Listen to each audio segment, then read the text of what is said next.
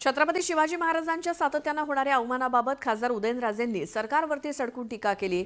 छत्रपती शिवाजी महाराजांचा सातत्याने अवमान होतो, त्यांच्यावर आक्षेपार्ह वक्तव्य केली जातात। असे अवमान होत असतील तर सरकारच्या सगळ्यांना कळायला हवं, अवमान आणि दंगलीला कारणीभूत कोण?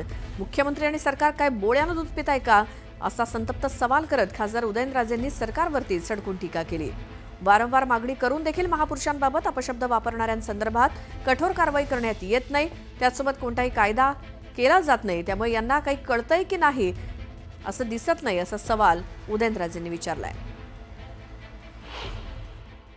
माझं म्हणणं आहे की हे जर ह्यांनी जर अधिवेशन बोलवलं नाही, विशेष अधिवेशन, तर त्याचा असा अर्थ होणार आहे की यांना शिवाजी महाराज, छत्रपती शिवाजी महाराज, छत्रपती संभाजी महाराजांचा अवमान व्हावा ही त्यांची सगळ्यांची मनापासूनची इच्छा आहे आणि मग लोकांनी ह्यांना त्यांच्या जागा दाखवून द्याव्यात।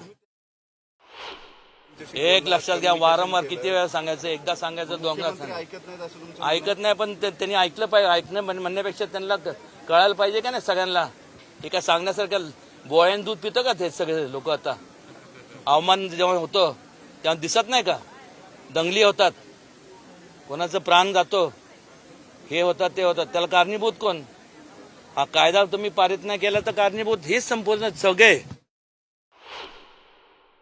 उदयनराजे कधी कधी खरं बोलतात, तिथे राहून खरं बोलतात। उदयनराजे त्यांच्या डोक्यात एकदा राग आला की तो कशा पद्धतीनं काढतील, खरं बोलतात।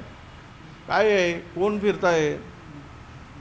जर महापुरुषांचा अवमान करण्याची यादी काढली कोश्यारीपासून तर राज्यामध्ये किती लोकांवर कारवाई झाली, कुणावर कारवाई झाली?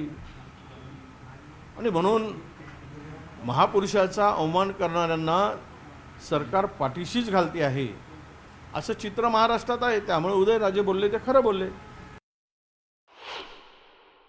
छत्रपती शिवराय हे आमचे आराध्य दैवत आहेत आणि आम्ही छत्रपती शिवरायांचा मान, सन्मान, स्वाभिमान राहावा याकरता जे लागेल ते करेल। खरं म्हणजे जैन महाराजांना निश्चित प्रश्न विचारण्याची अधिकार आहे आणि मला देखील ते भेटले आहेत। त्यांची अपेक्षा एवढीच आहे की अशा प्रकारे जे करतात त्यांना कडक शासन झालं पाहिजे, ते आम्ही निश्चितपणे करू। आणि त्याचसोबत छत्रपतींच्या वंशजांना जे पुरावे मागतात त्यांच्यावरही तेवढंच कडक शासन झालं पाहिजे। तर राज्यामध्ये सध्या वातावरण चांगलंच तापलेलं आहे। अशातच औरंगजेबाची कबर हटवा अशी मागणी करत हिंदुत्ववादी संघटनांनी कबर उखडून टाकण्याचा इशारा दिलाय। याच पार्श्वभूमीवर कबर परिसरात कडेकोट बंदोबस्त आहे। या भागात येणाऱ्या लोकांची कसून चौकशी केली जाते। शिवाय कबरीच्या भोवताली मोठमोठे पत्रे लावल्यामुळे त्या ठिकाणी कुणीच पोहोचू शकत नाहीये, तरी देखील पोलिसांचा कडक बंदोबस्त तैनात ठेवण्यात आलाय।